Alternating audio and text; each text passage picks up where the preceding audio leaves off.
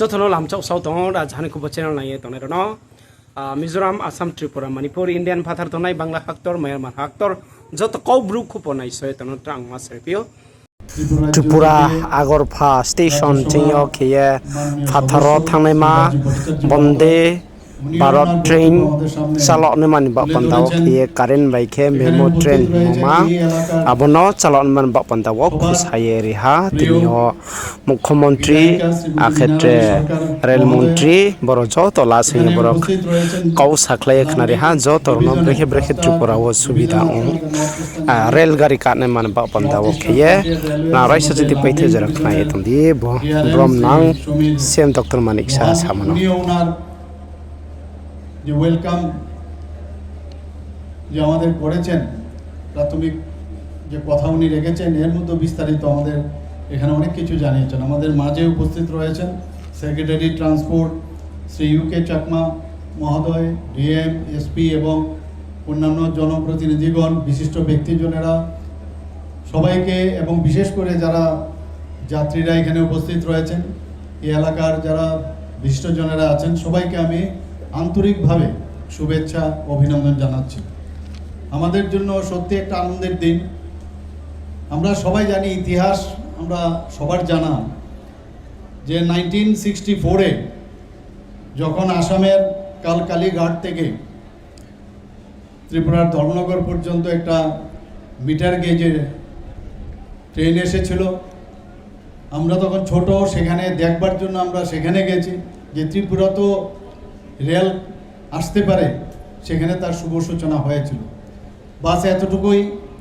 পরবর্তী সময়ে আমরা দেখলাম যে 1990-তে আবার সেটা কুমারঘাট পর্যন্ত এই মিটার গেজের যে সম্প্রসারণ সেটা হয়েছে।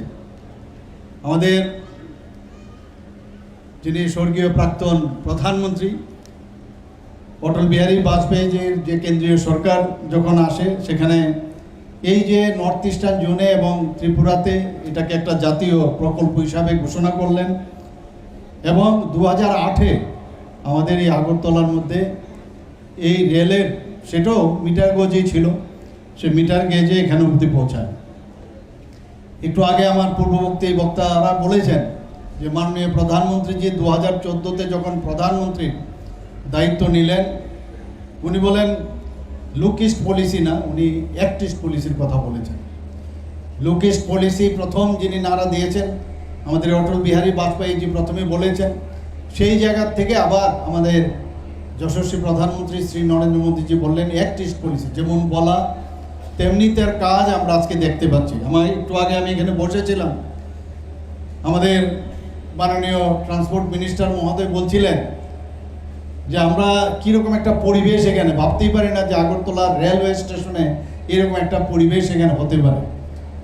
এবং সত্যি যে ত্রিপুরা রাজ্যে ট্রেন যেভাবে আসছে যাচ্ছে, সেটা একমাত্র সম্ভব হয়েছে ডাবল আমাদের যে মিটার গেজ থেকে আজকে ব্রড গেজ হয়েছে, বড় মানে বেশ নামি দামি ট্রেন এখান থেকে চলছে। এর জন্য আমি প্রথমেই আমাদের যশস্বী প্রধানমন্ত্রী শ্রী নরেন্দ্র মোদীজিকে আমি ধন্যবাদ দেব আমাদের ইউনিয়ন রেলওয়ে মিনিস্টার আমাদের যিনি অশ্বিনী বৈষ্ণবজিকে। আমি কিছুদিন আগেও ওনার সাথে আমি দেখা করেছিলাম। ওনাকে আমি বললাম যে আমাদের ত্রিপুরাতে রেল যেগুলো দেওয়া হয়েছে সেগুলো মনে হচ্ছে অন্যান্য জায়গায় ভালো ভালো রেলগুলো দেওয়ার পরে আমাদেরকে দেওয়া, এটা কেমন হবে? উনি বলছেন ডোন্ট ওয়ারি, আমি আপনাদেরকে ভালো ভালো ট্রেন দেবো। বললাম ডেমো ট্রেন আছে? বলে আরে ডিজেল ইঞ্জিন কি করবেন, ক্যা করেंगे हम, अच्छा ট্রেন आपको देंगे। বিশ্বাস করুন, এরপরে যখন এখানে আসলাম খুব অল্প সময়ের মধ্যে আমি ট্রান্সপোর্ট মিনিস্টারের সাথে আমি কথা বলেছি, উনিও সাথে সাথে ওনার দপ্তর থেকেও কথা বলেছেন এবং আজকে কিন্তু তার প্রকৃষ্ট উদাহরণ এখানে মেমো ট্রেন। এবং এই মেমো ট্রেনের যে আমাকে যিনি আধিকারিক আছেন উনি বলছিলেন যে নর্থ ইস্টার্ন জোনের মধ্যে প্রথম এই যে মেমো ট্রেন কিন্তু আজকে এখান থেকে ত্রিপুরার থেকে চলছে। নর্থ ইস্টার্ন জোনে আর এই ট্রেন দেওয়া হয়নি, এটা একটা সাংঘাতিক বিষয়। এবং করিমগঞ্জ পর্যন্ত যাবে এবং তার ভিতরের যাত্রীদের স্বাচ্ছন্দ্যের কথা চিন্তা করে যেভাবে এটাকে তৈরি করেছে, সত্যিই আমাদের জন্য একটা আনন্দের বিষয়। এবং আগামী দিন বন্দে ভারতও এখান থেকে শুরু হবে এবং ইলেকট্রিককে ব্যবহার করে যে ইলেকট্রিক ট্রেন, যাত্রী ট্রেন, এই প্রথম আজকে ত্রিপুরার থেকে মেমো ট্রেনের মাধ্যমে সেটা শুরু হচ্ছে। এটা আমাদের জন্য অত্যন্ত গর্বের বিষয় এবং আজকে একটা ঐতিহাসিক মাইল ফলক আমি বলবো যে তৈরি হলো, আমরা সৃষ্টি করলাম এখানে ত্রিপুরাতে। আমরা জানি যে 2026 সালে এখন তো ট্রেন কোথায় সাবরুম পর্যন্ত চলে গেছে, লাস্ট মাইল অবধি আমাদের চলে গেছে এবং তার অনেক কারণ রয়েছে। মাননীয় প্রধানমন্ত্রী যে চান যে যখন বাংলাদেশের সাথে আমাদের যে মৈত্রী সেতু যখন শুরু হবে, প্লাস এখান থেকেও যে ট্রেন লাইন অলরেডি আখাউড়া পর্যন্ত তৈরি হয়ে গেছে, আর বেশি দিন নেই, কয়েকদিনের মধ্যে সেগুলোও স্টার্ট হবে।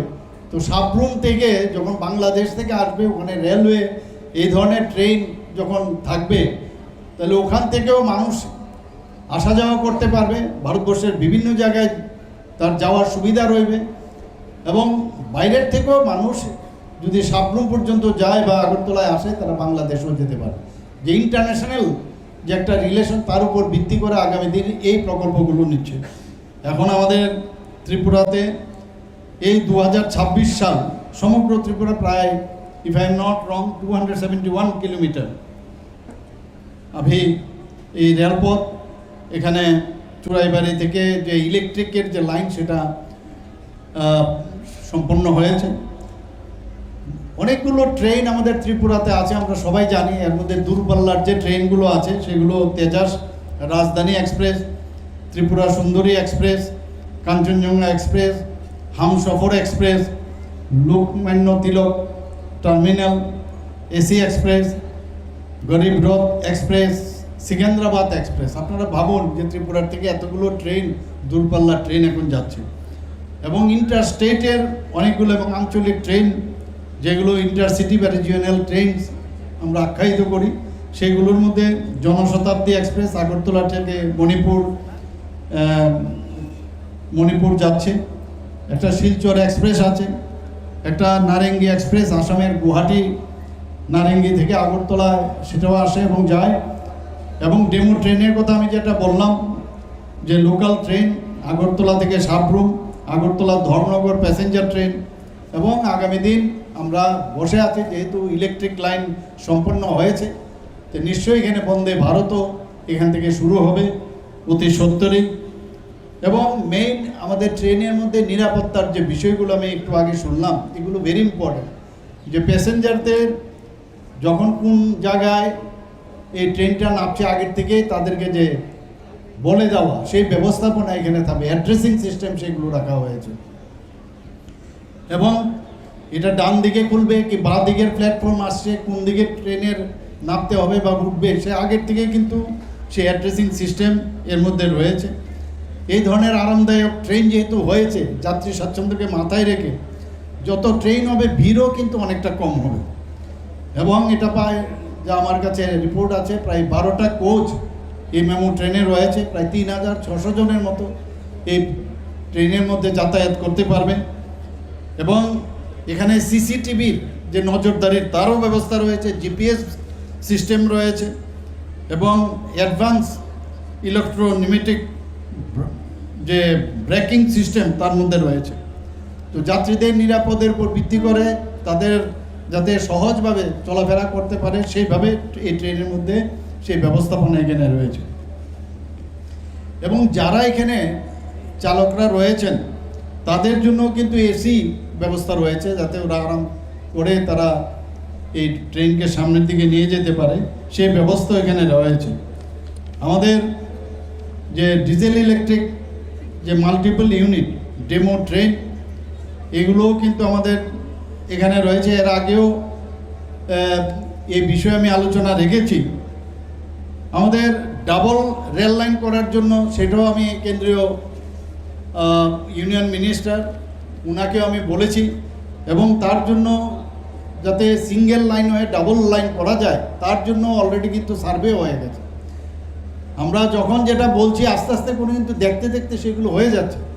এবং ডাবল লাইন যখন হবে তখন কিন্তু আরও বেশি করে ট্রেন এখানে আসবে। প্রায় 200 চন্দ্রনাথপুর থেকে সাবরুম পর্যন্ত যে কিলোমিটার প্রায় 263 কিলোমিটার।